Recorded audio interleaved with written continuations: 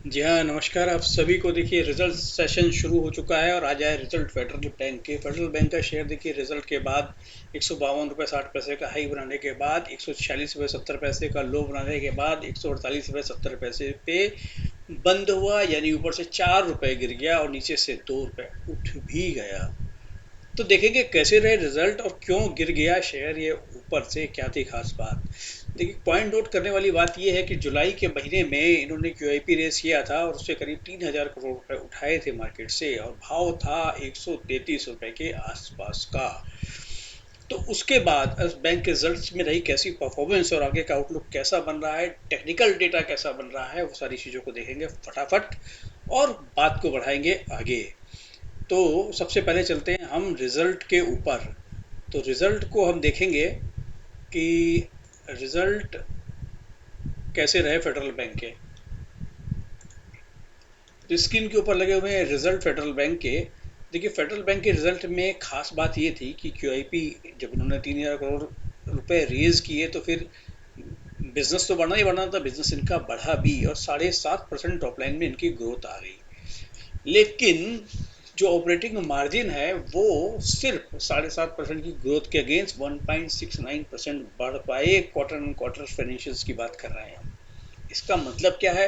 इसका मतलब ये है कि जी, इनका जो स्प्रेड है पैसा लेने का और पैसा देने के बीच का जो मार्जिन है वो कम होता नजर आ रहा है, जिसको आप निम्स भी बोलते हैं।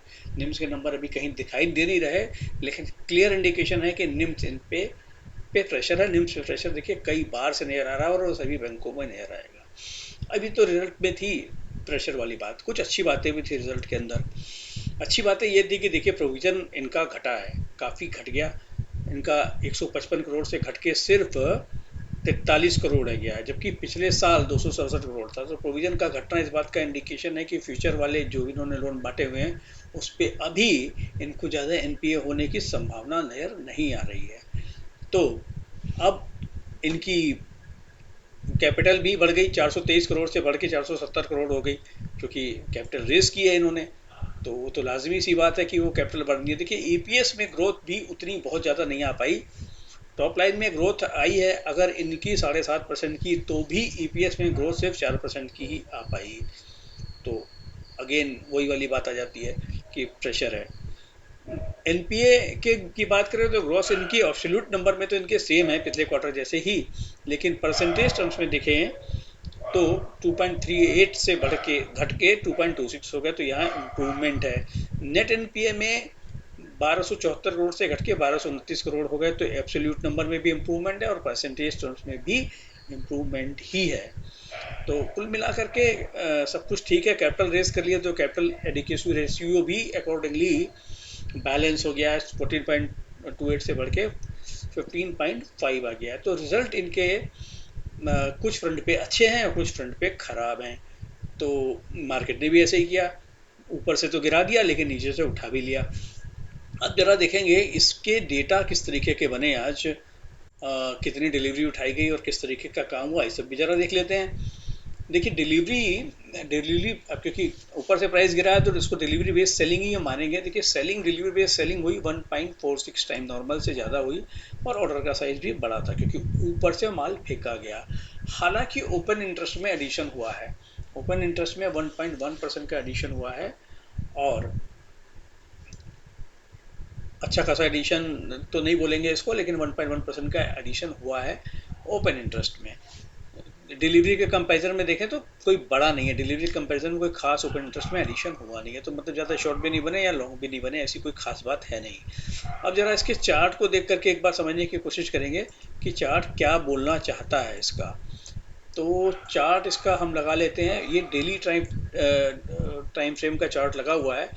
देखिए, इसने वही है कि आज नीचे से ऊपर जो हमने डेटा में देखा वही नजर आ रहा है। नीचे से ऊपर वाली विक भी लंबी है, नीचे वाली विक भी लंबी है। अब अब कल ब्रोकर हाउसेस की रिपोर्टेड वगैरह भी आएंगी, तो रिपोर्ट में देखिए कि नंबर ऐसे तो नहीं लग रहा कि बहुत ज़्यादा एक्साइटिंग बहुत अच्छे नंबर हो, तो इसमें करेक्शन की गुंजाइश है। स्टॉक काफ़ी चल भी चुका है। तो अब अगर ये अब 145 रुपये 70 पैसे 46 रुपये 70 पैसे जो आज का जो लो था वो अगर तोड़ता है ये, तो फिर यहाँ तक आने की संभावना बनती है 143 रुपये के आसपास तक, और अगर ये भी तोड़ता है तो फिर 140 की यात्रा करेगा और बहुत बड़ा सरप्राइज ना होगा कि अगर मार्केट खराब होता है तो अपने क्यूआईपी वाले प्राइस के पास ही पहुंच जाए, लेकिन अभी इमीडिएटली तो ऐसी संभावना नजर नहीं आ रही है। लेकिन बहुत बड़ी बात भी नहीं है कि ऐसा हो जाए, क्योंकि मार्जिन्स के ऊपर जो दिक्कत नजर आ रही है ना, उसको मार्केट सीरियसली ले सकता है। लेकिन दूसरे फ्रंट पे एनपीए वगैरह कम होते भी नजर आ रहे हैं, तो फिर वहां से वो प्रेशर को कंट्रोल होता हुआ भी देख पाएंगे हम।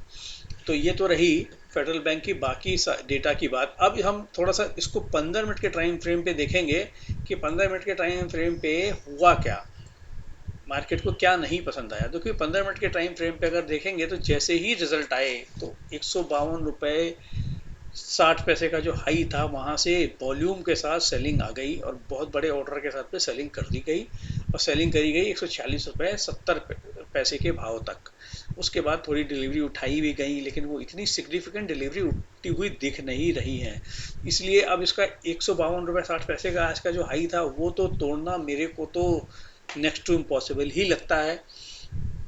और नीचे की तरफ 146 रुपये 70 पैसे, अगर आप दोनों में से एक बात पूछें कि भाई 146 रुपये 70 पैसे तोड़ेगा, आज का हाई तोड़ेगा पहले या आज का लो तोड़ेगा पहले, तो मेरा जवाब होगा शायद लो पहले तोड़ेगा। हाई तो तोड़ने की अभी कोई गुंजाइश लग नहीं रही है। हाँ, हालांकि रेंज में रहेगा इसके चांसेस अभी, अभी के हिसाब से, अभी मार्केट जैसा चल रहा है उस हिसाब से 80% चांसेस हैं कि इसी रेंज में रहेगा। और अगर ये रेंज टूटती है किसी वजह से, कल कोई ब्रोकर खराब रिपोर्ट दे देता है या कोई और बात आती है तो टूटती है, तो फिर वो अगले लेवल हमने अभी देख ही लिए हैं। तो ये बात रही फेडरल बैंक की। तो ये हमने कर लिया इनके रिजल्ट का छोटा सा एनालिसिस, और टेक्निकल व्यू भी ले लिया कि किस तरीके से ये शेयर काम कर सकता है आने वाले टाइम में, यानी आने वाले वीक्स में, आने वाले दिनों में। तो इस वीडियो में इतना ही। देखिए, जो प्राइस की हमने बात की है कि कहाँ काम कर सकता है, कैसे बात कर सकता है, ये सिर्फ एक एनालिसिस है, ऑब्जर्वेशन है, रिकमेंडेशन किसी को कुछ नहीं है। जो भी आप ट्रेड लेना चाहें वो अपनी अकलमंदी से लें, अपने एडवाइज़र की सलाह से लें, या जैसे मर्जी वैसे लें। हमारी रिस्पॉन्सिबिलिटी इसमें कुछ भी नहीं होगी। Thank you very much for watching this video.